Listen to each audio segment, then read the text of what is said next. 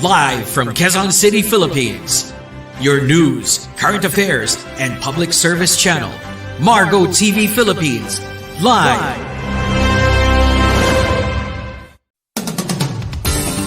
Narito na ang programang kasangganang sambayanan. Sama ka na, kabayan! Sandigan ng mamamayan para sa kaunlaran. Pupuri sa marangal na serbidor ng bayan. Tutugi sa mga drobo sa pamahalaan. Kasama si Diego Magpantay ng Citizens Crime Watch. Mapapakinggan at mapapanood sa Margo TV Philippines. Sama ka na, kabayan! Sandigan ng mamamayan sa kaunlaran.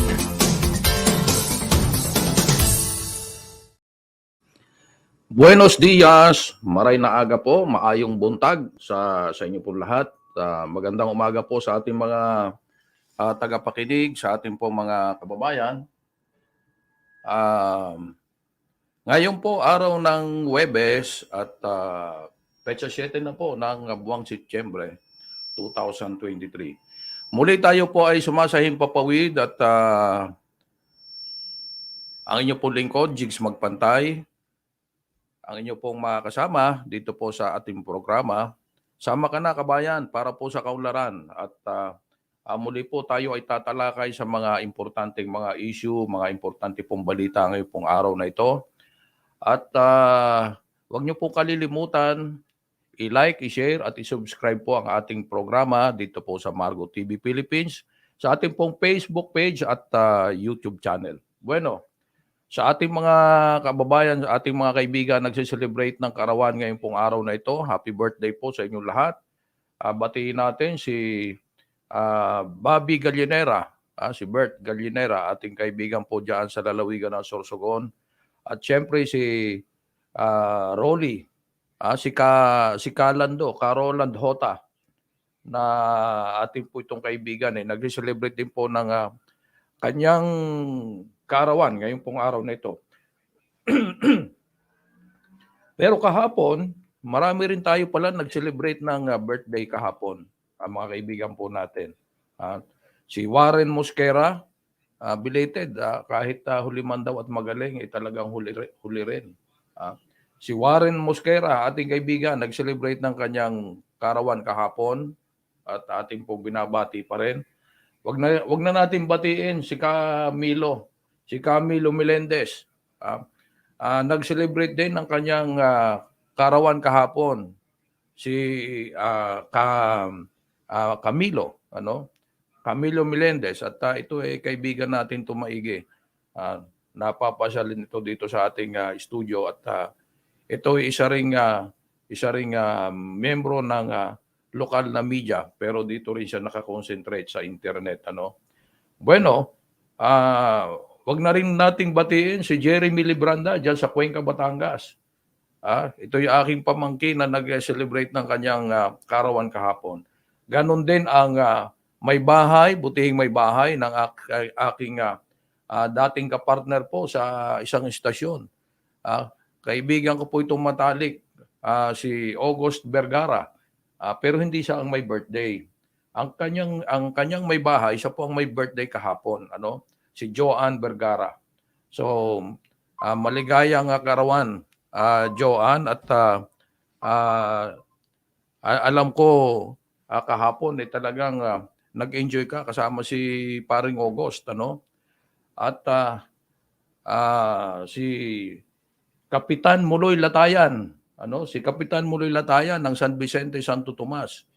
Nag-celebrate din ng kanyang karawan kahapon. At sabi ni Kapitan Muloy, kahit wala kang maraming handa, bastang maraming bumati sa iyo, masaya na siya. Nakakapataba nga naman ng puso pag ikaw nagko-kumpleanyo, nag-celebrate ng iyong karawan. Bagamat ilang lechon lang ang handa ni Kapitan Muloy, masaya ang kanyang birthday.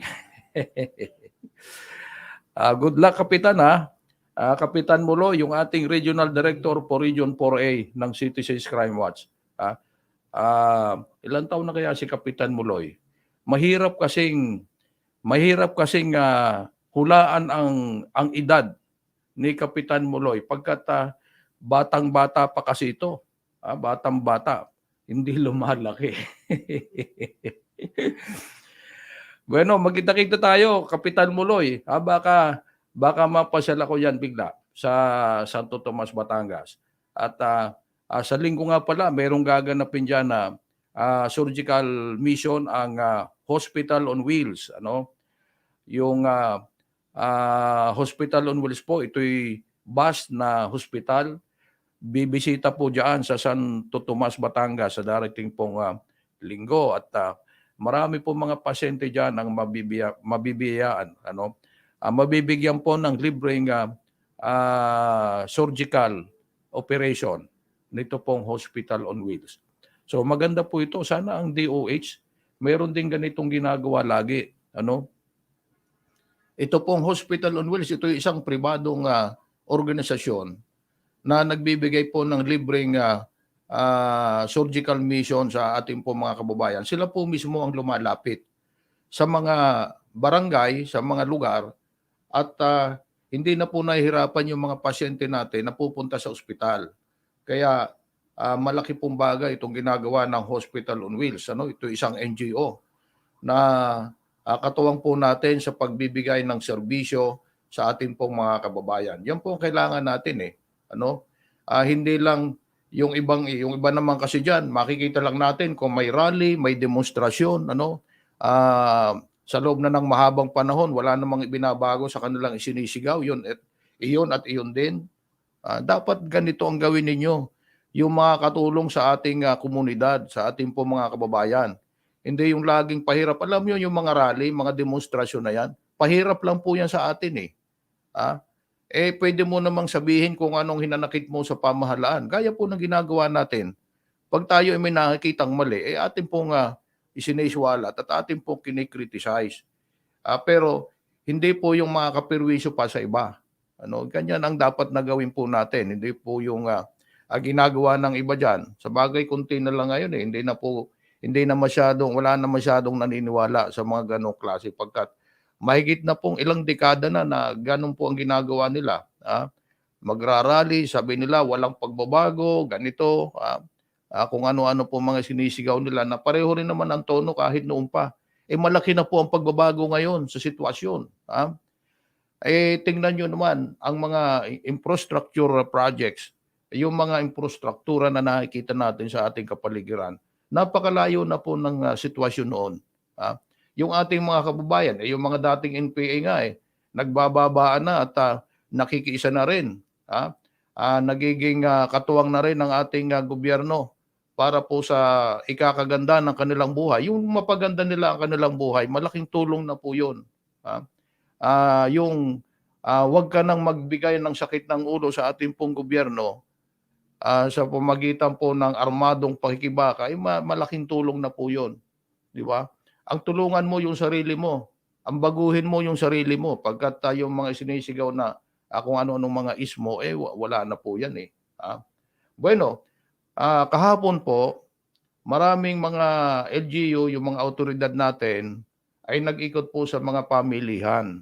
At tiningnan po nila kung tinapad po ng mga rice retailers natin ang ipinakong presyo po ng bigas. At nakita naman nila na sumunod naman. Although mayroong mga nagpahayag na hindi sila susunod, pero kahapon wala naman tayong natanggap na balita na mayroong hindi sumunod. At yung ipinangako pong 2 billion pesos na ibibigay po doon sa mga apektadong retailers, baka ngayong linggo or next week matanggap na po nila. Although meron po tayo mga natanggap din na mga reaksyon na sino bang dapat tulungan? Yung mga negosyante, maliliit man o malaki, o kaming mahihirap na bumibili ng ilang kilo lang ng bigas, pakilo-kilo lang kami bumili ng bigas. Nabanggit ko po kahapon, sabi ko yung 2 billion pesos na inilaan po ng gobyerno natin, kung ibinili lang ng bigas yun, nakatulong pa. Pero sa isang banda po mga kaibigan, yung pong ginawa po ng ating administrasyon na ipako po sa yung price cap nila, na ipinapasunod, sa isang banda, ang ating po mga kababayan ang makikinabang doon. Pagkat biro mo may aabutin ng 60 ang kilo. Kung sa pamagitan po nitong Executive Order number 39 na inilabas po ng Palasyo Malacanang, ibinaba nila ang presyo, wala naman silang magagawa kundi sundin po 'yan. Malaking tulong po 'yon sa ating mga konsumidor, sa ating po mga mamimili. Kahapon, napakarami pong dumagsa din ng mga konsumidor sa mga pamilihan upang makabili po ng murang bigas. Dahil in-implement na po yung price cap batay po sa executive order. At maraming namili, baka iniisip po ninyo kulang tayo ng supply ng bigas. Hindi po tayo kulang ng supply ng bigas. Marami pong bigas na supply, marami pong stock.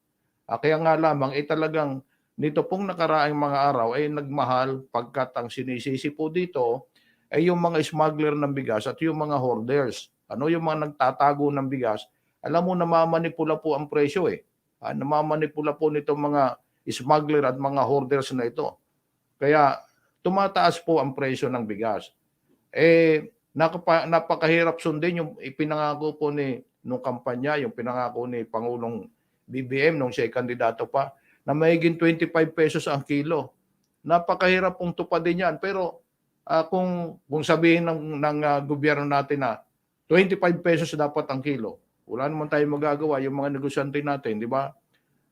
Pero napakahirap po sa ipapako sa ganyang presyo. So doon lang po sa tama. At ito na mga ating mga negosyante, pag mga ganitong pagkakataon, aminin natin o tanggapin natin na parte na po yan ng negosyo. Dadating ang araw, bigla kang malulugi. Binili mo ng mahal, ibebenta mo ng mura. Lugi ka talaga. Pero hindi naman laging ganun Paminsan-minsan, malulugi ka talaga. Wala tayong magagawa. Ganyan po ang negosyo. Ang pagninegosyo, nakahanda ka sa anumang mga sitwasyon na pwede kang kumita, pwede kang malugi. So, ganun po talaga ang nagninegosyo So, may panahon na tayo ay malulugi, siguro ngayon lang naman na ganyan na malulugi. Pero napakaraming panahon, napakahabang panahon na sila naman ay kumikita. So, ang pagbigyan natin dito, yung ating mga kababayan, wag lang iniisip natin yung negosyo natin. Biro mo, 2 billion pesos po ang inilaan ng gobyerno para po sa pang-subsidize dito po sa mga maliliit nating mga retailers. Siguro yung mga maliliit na retailers, hindi naman din yan bumibili ng maraming supply. Pagkat maliliit nga sila Ang bumibili ng napakaraming supply, yung mga malalaki negosyante na kung minsan, sila pa yung nagiging dahilan, nagtatago ng supply ng bigas, ng stock ng bigas para mamanipula ang presyo. So ganun po yan Yung mga maliliit na retailers, hindi naman malakihan din bumili yan. O ngayon, nagbigay po ang gobyerno ng subsidy natin, ng subsidy para po sa kanila. So malaki po ang kantidad o halaga na inilaan po ng gobyerno para po sa kanila yan. Para hindi sila malugi. Tayo mga mamamayan, tayo mga konsumidor, matagal na po tayong nalulugi. At nabibigyan tayo ng bigas kung meron lang mga kalamidad. Pero kung walang kalamidad, hindi naman tayo nabibigyan ng libreng bigas. Hindi tayo nakikinabang sa mga ganitong libreng bigas kung wala namang pangailangan o emerhensya o kung panahon ng bagyo, ganyan. So, dapat po kung minsan, alam nyo kung palagi ang iniisip natin yung kapakanan ng ating po mga kababayan, kung minsan, magsasakripisyo din po tayo. So, ganyan po yan. At yung ating po mga kababayan, wag po kayong wag kayong sumugod sa mga pamilihan hindi po nagkukulang ang stock natin. Marami po tayong stock, ang sabi po ng Department of Agriculture. At even yung mga malalaking negosyante rin nagsasabi na marami pong stock. At siyempre, umaasa din tayo doon sa ating mga local producers na yung kanilang palay bibilhin. Ito ang konsentrasyon dapat nitong National Food Authority.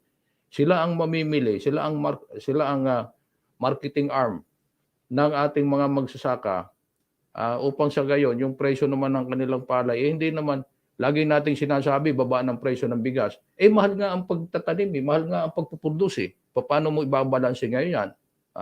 So ito po, ganun po yung mga bagay na dapat nating timbangin din. At sana maging maayos na po itong sitwasyon na ito pagdating po sa supply po ng ating bigas o sa presyo po ng ating bigas. Bueno, patuloy po tayo at sa ating pong ibang mga balita, mga impormasyon, ipinako po ng budget authorities ang halagang 82.2 bilyong piso ng 5.768 trilyong National Expenditure Program o kaya NEP para po sa taong 2024. Ito ay para sa Department of Public Works and Highways. So ang DPWH meron pong gagastusin na 82.2 bilyong piso. Medyo ano po ito, itong pondo na ito para sa DPWH ay para po magamit sa yung tinatapos nilang Infrastructure Development Program. Yan po ay sa DPWH. Kaya meron po silang 82.2 bilyong pisong pondo o alokasyon para sa 2024. At makakatulong daw po ang pondong inilaan. Ang sabi po ng Department of Public Works and Highways at ng Department of Budget Management upang matupad po yung kanilang 8-point socio-economic agenda, yung 8-point socio-economic agenda ng ating pong pamahalaan. Sa pamamagitan po ng paano ito makakatulong. Halimbawa magko-construct sila ng isang tulay. Halimbawa dito sa Quezon City, hindi naman makikinabang yung taga-ibang lugar, kundi dito sa Quezon City. Pero yung po sinasabi natin na kung may ganito, uusad po ang ating ang ekonomiya pagkat tayo naman paggawa ng tulay halimbawa siyempre ang kasunod po niyan ay employment do sa ating mga kababayang walang hanap buhay, yung ating labor force. At siyempre sa mga negosyo naman yung mga nagsusupply ng mga construction materials. So makakapag-generate po ng employment opportunities at mapapababa din yung transportation and logistics expenses. Kung merong magandang kalsada, siyempre mababawasan yung maintenance ng isang sasakyan. Biro mo kung ang dinadaanan mo ay lubak-lubak. Gaya po dito sa may tingnan mo dito sa may Rojas Boulevard. Kung kayo po ay nadadaan diyan, kamakailan lang ay inalis na yung mga nakabarikada diyan, mga nakahambalang sa kalsada pagkat mukhang tapos na po yung kanilang ginawang reblocking diyan. Pero tingnan niyo ang sitwasyon, napakalalaki ng butas. May mga porsyon po diyan. Kung gusto ninyong makita, pumunta po kayo, dumaan po kayo mula doon sa may Baclaran, papunta po ng Luneta, yung Rojas Boulevard, makikita ninyo yung napakalalaking mga potholes. Napakalalaking butas. Ang akala ko, tapos na po ang pagtatrabaho dyan. Hindi pala. Bakit hindi po tapos-tapos ang pagtrabaho? Yung mga ganyang problema. Pag ang kalsada po natin, nakakalsada natin, parang sungkaan ang kondisyon, siyempre, yung dadaang sasakyan, lalagabog yan, masisira ang pangilalim, gastos na naman para sa mga may pag-aari ng sasakyan. So ito pong socio-economic agenda po ng ating pamahalaan, makapagbigay po ng employment opportunities at ito pong mapababa po ang transportation and logistics expenses. Kasama na po yung binabanggit nating mga parang sungkaan ng mga kalsada na maayos po. Sa ilalim po yan ng Build Better More program ng Administrasyong Marcos. Okay? So, binigyan po ng diin ng ating pong DBM Secretary Amina Pangandaman ang pangailangan po na gumawa ng mga dagdag na public amenities. Ano po yung mga public amenities na kinakailangan po natin? Ha? At gaya po ng highways, yung mga overpasses natin, o yung overpass pala diyan sa May Daang Hari, sa Bacoor. Itinatanong po sa atin, bakit mukhang wala na raw construction activity, hindi pa naman tapos. Ano kaya nangyari? Ano? Baka wala ng pondo o kaya nabitin sa pondo. Hindi natin malaman. Pero tinatanong po sa atin, at itatanong din natin yan sa DPWH, bakit daw po napakatagal na hindi nayayari po yung overpass, yung flyover, flyover diyan po sa Daang Hari, sa lungsod po ng Bacoor. Bakit nga naman, ang tagal na. Parang kaputol na lang yata eh. Ang sabi po sa atin, kaputol na lang, ilang dipa na lang daw ang hindi natapos. Pero kahit isang dangkal lang yan, kung hindi po madaanan, wala rin. So, sana matapos na po yan para maibsan naman ang matinding traffic diyan sa may intersection po ng Daang Hari at Aguinaldo Highway. Bueno, ayon pa po kay Secretary Pangandaman, ang improvement ng infrastructure ay masyado pong mahalaga upang masustenihan din yung pong ating economic expansion. Tinatawag na economic expansion ng ating pong bansa. Siyempre, nakikita nyo naman yung mga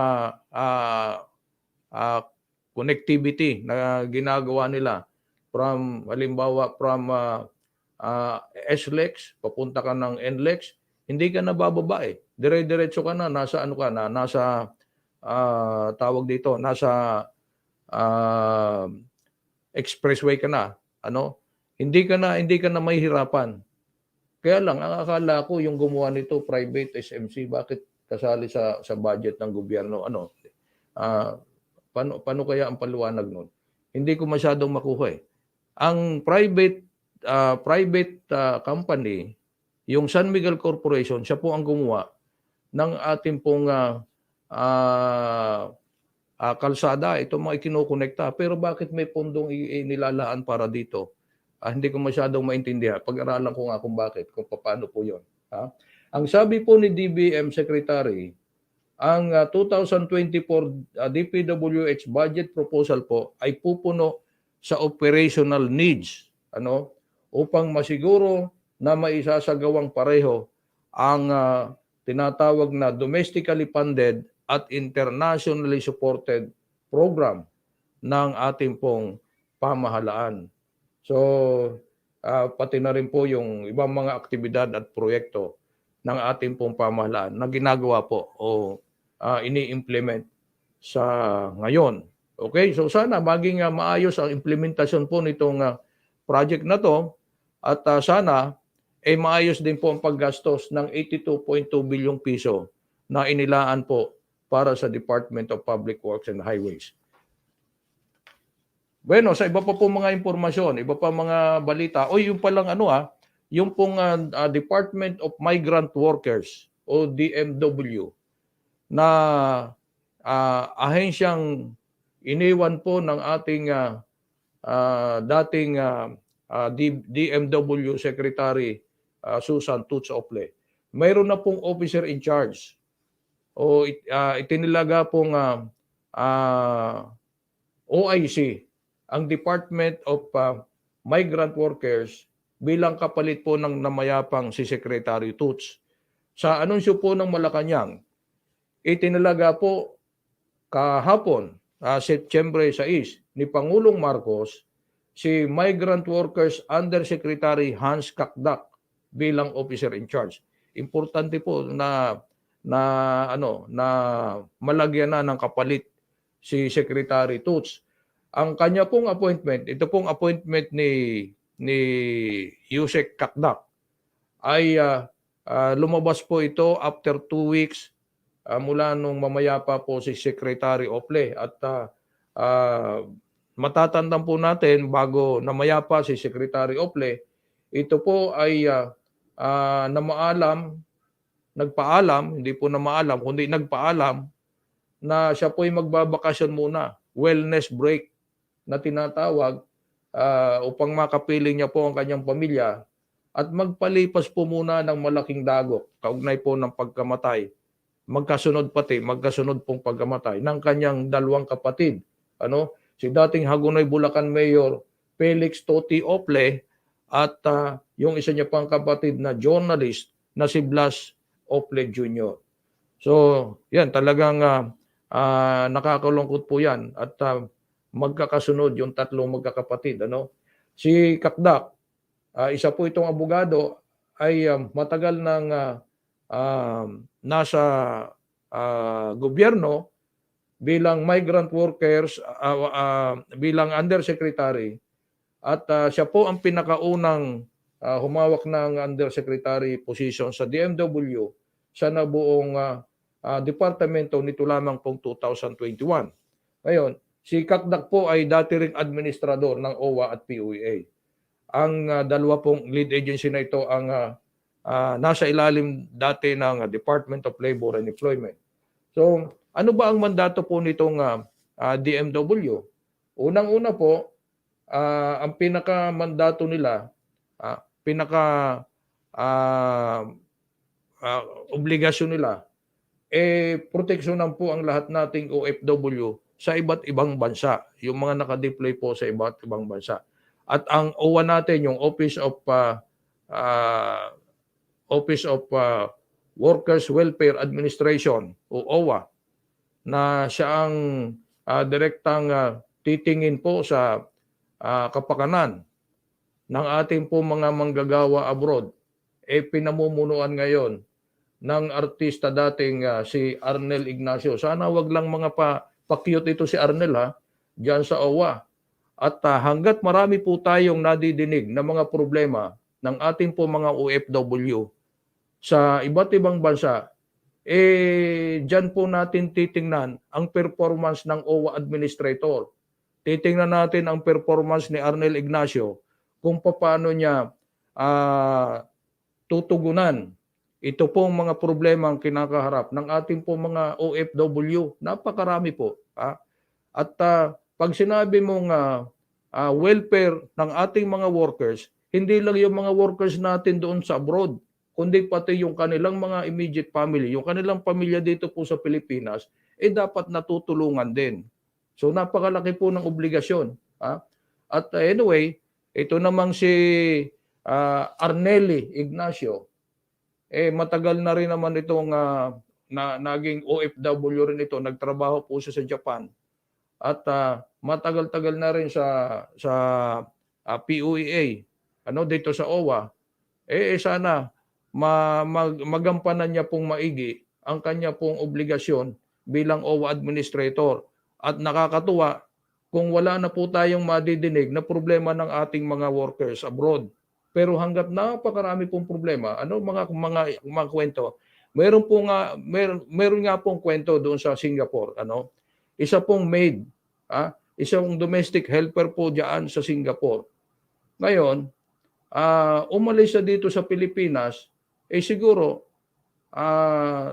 naglilihi pa lang, naglilihi. Pagdating niya doon sa abroad, sa kanyang tatarabuhan, di siyempre, lumulobo na yung kanyang tiyan. At na-discover ng kanyang amo na siya ay buntis. O ngayon, pinapapili siya. Hindi ko lang na sundan kung ano po ang naging desisyon nitong domestic helper na itong Pinay. Kung ano po ang pinili niya, pinapili siya ipapalaglag yung nasa kanyang sinapupunan o kaya siya ay pauuwiin na lang. Hindi ko na ito gagayan kung ano po ang naging desisyon nung domestic helper natin. Kung pinalaglag niya ba yung kanyang nasa tiyan o siya ay umuwi na lang para dito isilang yung kanyang nasa sinapupunan. Hindi ko lang nabantayan kung ano yung naging desisyon niya. Pero yan po ang kwento. Pinapili siya nung kanyang amo, ipapalaglag o kaya uuwi na lang. So, ano kaya naging desisyon? So, mga ganito po mga kwento, mga ganito pong istorya ng ating mga OFW. At sana, sabi ko nga, si Administrator Arnelli